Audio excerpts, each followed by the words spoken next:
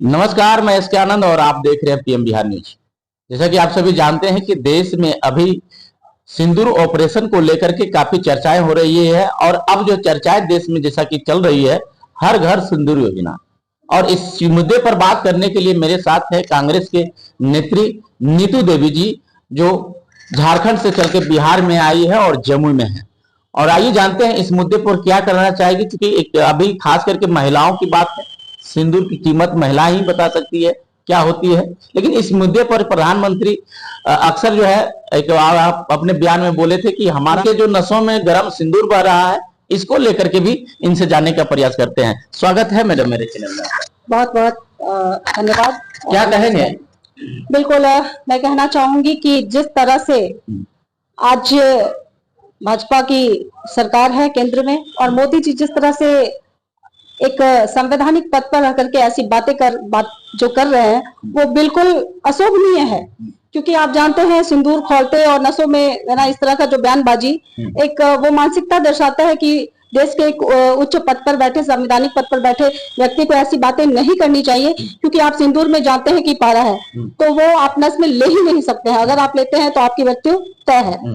दूसरी बात है कि मैं पूछना चाहती हूँ देश के प्रधानमंत्री जी से कि जो 4 आतंकी आए और हमारे 26 निर्दोष लोगों की जान लेकर के वो कहाँ चले गए? क्या इस ऑपरेशन में उनकी अगर मृत्यु वो मारे हैं तो क्या उनका पहचान वो देशवासियों को करा सकते हैं कि हाँ हमने बदला लिया?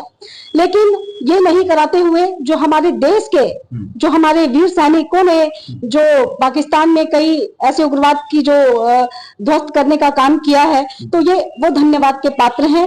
और मैं उनको धन्यवाद भी देना चाहती हूँ कि उन्होंने 15 दिन का जो समय लेकर के जो ऑपरेशन किया, जिसमें कि हमारी सुफिया कुरैशी 2 बहनों ने बढ़ चढ़ के इसको लीड किया है और वो धन्यवाद के पात्र हैं। लेकिन क्या सिंदूर भेजने की जो वो बात कर रहे हैं, जो हमारी बहनें जो जिन्होंने अपनी पति को जो खोई हैं, क्या उनको हिम्मत है कि उन बहनों को जाकर के सिंदूर भेजने का वो काम करेंगे? ये बिल्कुल अशोभनीय है, निंदनीय है। मैं जितनी भी इसकी निंदा करूं वो कम है। क्या एक महिला दूसरे पराये पुरुष का हाथ का सिंदूर लेना उचित समझती है या कितना शोभनीय होगा इस बात? बिल्कुल, क्योंकि सिंदूर सिर्फ एक व्यक्ति लगाता है और वो अस्तित्व और अस्मिता का इसमें सवाल है। एक आस्था भी इससे जुड़ी हुई है कि सिंदूर देने वाला एक ही व्यक्ति, जो कहा भी जाता है हिंदू अगर सनातनी है हम तो ये हम लोग जानते हैं कि सिंदूर जो लगा दिया वो एक जन्म का नहीं 7 जन्मों का के लिए वो रिश्ता उससे जुड़ जाता है। तो इस तरह का जो ये बात कर रहे हैं, देश के मुद्दों से ये भटकाने की कोशिश कर रहे हैं। आपको बात करनी चाहिए, बेरोजगारी पे बात करनी चाहिए, महिला सुरक्षा पे बात करनी चाहिए, किसानों पे बात करनी चाहिए, देश की अर्थव्यवस्था पे बात करनी चाहिए। नहीं कर करके ये सिर्फ मुद्दों से भटकाने की बात कर रहे हैं देश के प्रधानमंत्री जी। तो ये बिल्कुल गलत है और कि मुझे लगता है कि ये देश की कोई भी महिला वो कभी नहीं चाहेंगी कि किसी पराये पुरुष का सिंदूर उनके घर आए। जैसा कि आप बता रहे हैं कि पराया पुरुष, लेकिन एक महिला को क्या कहना चाहेंगे, क्या संदेश आप देना चाहेंगे? क्योंकि आप भी महिला हैं।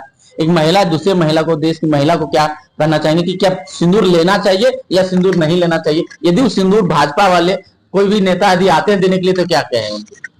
जो भाजपा के नेता आते हैं उनको तो घर से बिल्कुल भगाना चाहिए और मुद्दों की बात करनी चाहिए। हमको यही लगता है। मैं देश की महिलाओं से यही कहूंगी कि हम लोग जिस धर्म में रहते हैं और सिंदूर का एक अपना बहुत बड़ा महत्व है। और मैं बहुत दुख की बात है कि हमारी वो बहनें जो जिनके पति जिन्होंने अपने पति को इस में खोया है, उसके लिए हम लोग ये नहीं करके एक और हादसे का विषय ये होने जा रहा है। अगर ये प्रधानमंत्री और भाजपा के लोग अगर घर घर जाकर के सिंदूर देते हैं तो ये मैं महिलाओं से यही कहना चाहूंगी कि इसकी अपने कड़ी शब्दों में इसकी प्रतिक्रिया दें और बिल्कुल इसको लेने से तो मना ही करना चाहिए। बिल्कुल। बिहार में चुनाव है, माहौल भी अब इस गर्मी में गर्मी होते बढ़ते जा रहा है और लगातार कई पिछले महीनों से भागलपुर में आए, मधुबनी में आए, अब जो है रोहतास विक्रमगंज में आज प्रधानमंत्री जी संबोधन करे।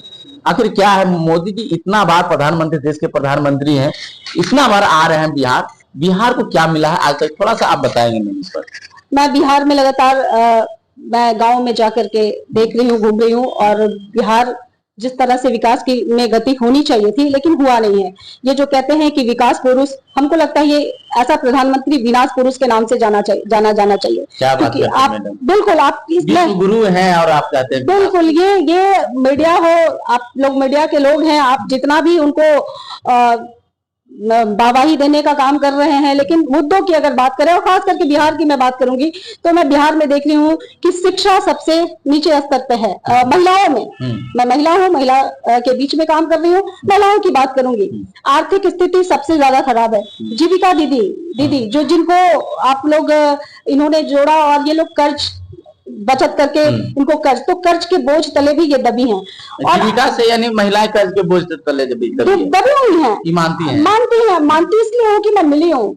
आप स्वास्थ्य की भी अगर बात करें तो जितना भी स्वास्थ्य विभाग है, जितना महिला स्वास्थ्य कर्मी होनी चाहिए, उसमें महिलाएं नहीं हैं। और मैं जमुई में अभी हूँ और जमुई स्वास्थ्य विभाग में मैं घूमने गई थी, मैं देखी हूँ कि जो प्रसव गृह है, जहाँ महिलाएं प्रसव देने के बाद उनको सुविधाएं मिलनी चाहिए, साफ सफाई होना चाहिए, लेकिन ये स्थिति जमुई में अभी भी बना हुआ है कि वहाँ शौचालय में महिलाएं बर्तन धोने पे मजबूर है, नहाने के बाद कपड़ा शौच करने के बाद कपड़ा धोती हैं, वहीं बर्तन धोती हैं। ये स्थिति चूंकि मैं देखी हूँ तो ये स्थिति आज भी बिहार में बना हुआ है। यहाँ पे पलायन की समस्या सबसे ज्यादा है, बेरोजगारी की समस्या सबसे ज्यादा है। तो आप कैसे कह सकते हैं कि बिहार में मोदी जी की तो बात ही अनोखी है, क्योंकि अभी पहलगामा में जो आतंकी हमला हुआ, दो बैठक, लेकिन उस बैठक में वो शामिल नहीं हुए।